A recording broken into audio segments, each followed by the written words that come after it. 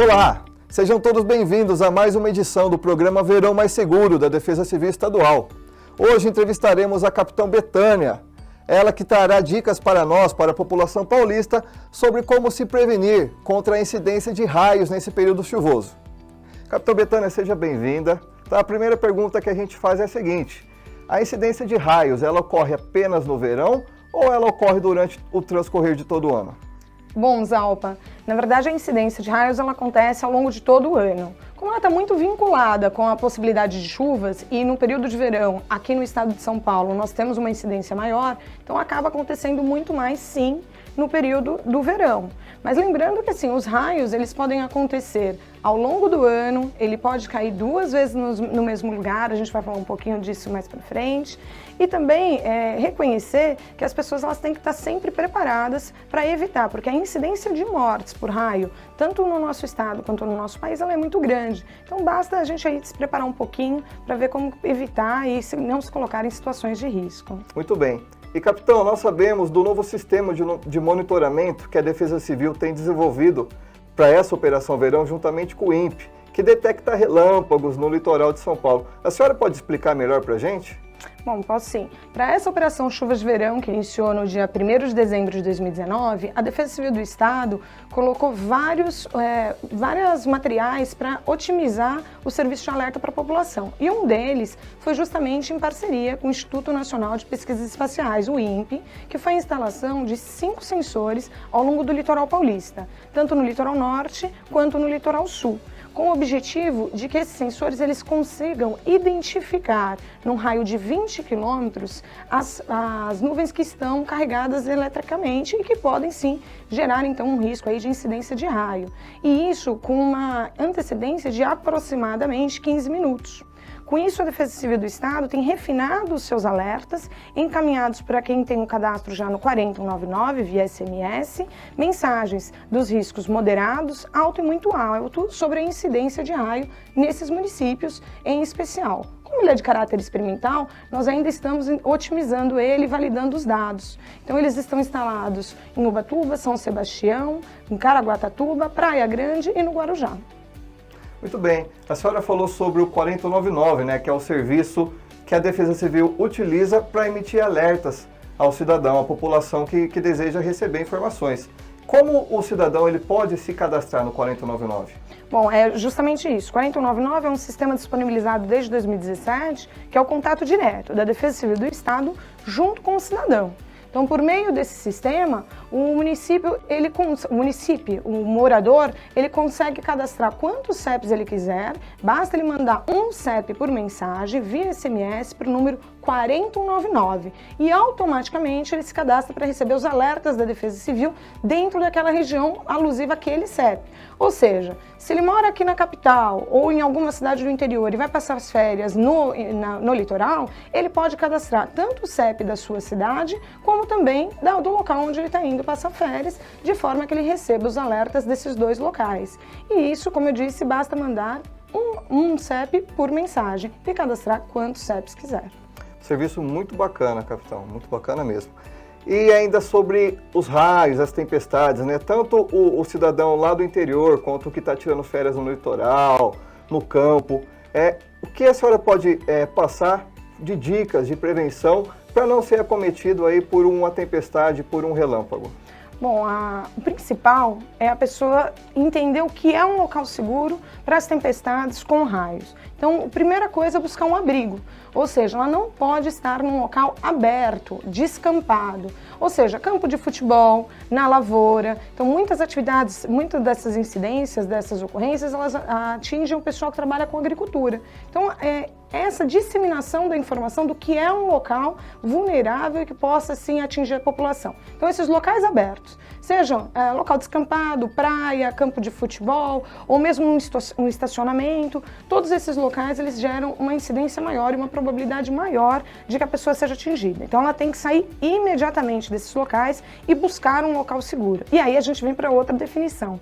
O que é um local seguro nesse momento? O local seguro é uma edificação fechada, Preferencialmente, se a pessoa estiver, por exemplo, nas cidades, busque dentro de um comércio, dentro da própria casa, mas se isso não for viável, que ela realmente busque um local fechado e seguro. Se estiver no volante, o carro pode sim ser um local seguro, desde que ele mantenha os vidros fechados e mantenha-se distância das partes metálicas. Então, pensando aí nos locais, a gente passa a trabalhar o quê? Tá dirigindo, começa uma chuva, até porque durante as tempestades não são só os raios que são um problema. Então, que ele busque, dentro do possível, estacionar num posto de conveniência e que se abrigue dentro do posto de conveniência. Se estiver na praia, que ele tente sair imediatamente, que mantenha a distância não só da água, mas também da areia, que é uma faixa aberta. Sobre a água, manter a distância sempre dos locais com água, seja praia, lagos, ou seja, todos os locais onde isso pode ser afetado, porque ele é um condutor, e a distância ela não é só estar dentro da água. A pessoa não pode estar molhada, ela tem que manter uma distância de aproximadamente 30 metros. O local, falando ainda, voltando um pouquinho, o que não é seguro, buscar abrigos debaixo de árvores, de estruturas metálicas que estejam abertas, elas são um risco ainda maior. Isso porque o raio ele sempre vai buscar a menor distância entre a terra e isso vai ser o ponto mais alto. Então, se eu estou num local onde eu não consigo abrigo nenhum, em hipótese alguma, eu vou buscar o terreno, a parte mais baixa desse terreno e, no último caso, eu tenho que utilizar aquela posição que o pessoal fala do agache-relâmpago, que é manter-se agachado, com os 2 pés sobre o solo, a cabeça abaixada, mas não deitado. Porque se, na pior das hipóteses, a pessoa for uma vítima, a incidência, o raio, a eletricidade, ela vai atingir uma menor parte do nosso corpo. Mas isso no último caso. O ideal é sempre buscar os pontos e os locais de fato seguros. Então, vale lembrar que evitar de ficar assistindo, por exemplo, tempestades com raios relâmpagos na sacada, porque a sacada é um local aberto, então as pessoas têm que se manter distante desses locais. Então, o quiosque de praia, ele também não é o melhor dos abrigos, ele pode ser para algo momentâneo, mas o ideal é buscar um local completamente fechado. Dentro da residência, desligar os aparelhos elétricos das tomadas, não utilizar telefone de linha fixa, porque a gente já teve caso de condução de eletricidade pelo próprio telefone. Enfim, basicamente estar num local fechado, longe das partes metálicas e manter-se de maneira tranquila.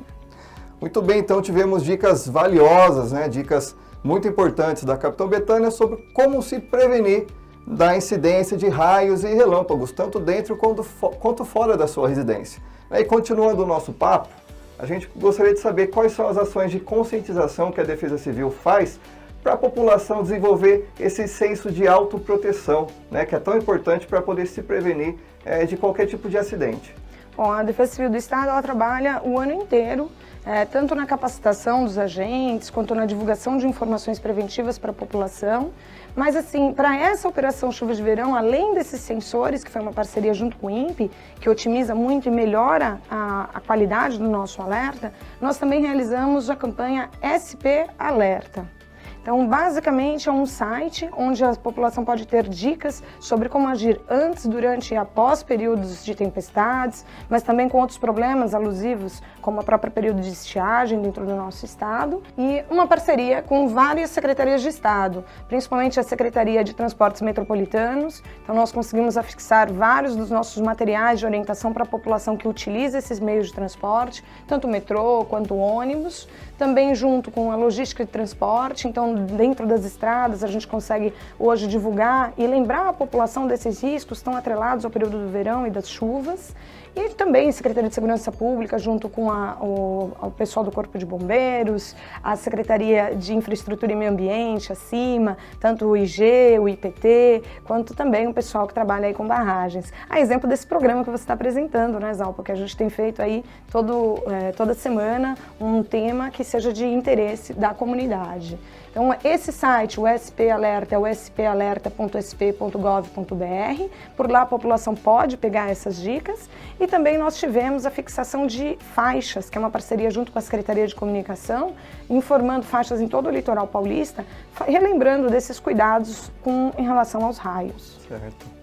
Então, temos aí o SP Alerta, que é um serviço gratuito de consulta da população para obter dicas aí de prevenção, tá bom? E, capitão, para a gente finalizar, né, além do SP Alerta, quais são os outros meios de comunicação que o interessado pode consultar as ações da Defesa Civil Estadual?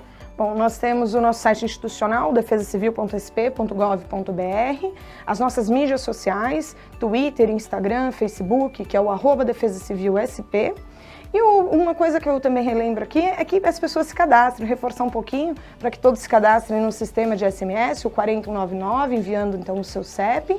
E a gente teve também para esse ano a parceria para aqueles pop-ups junto à TV a cabo. Então todas as pessoas que são assinantes de TV a cabo, eles recebem, a partir do aviso que a gente encaminha tanto para o 4199, que em complemento a isso, a população recebe ali um alerta de 10 segundos e de forma que a programação não seja interrompida, mas lembre todo mundo sobre os riscos que a região toda está suscetível.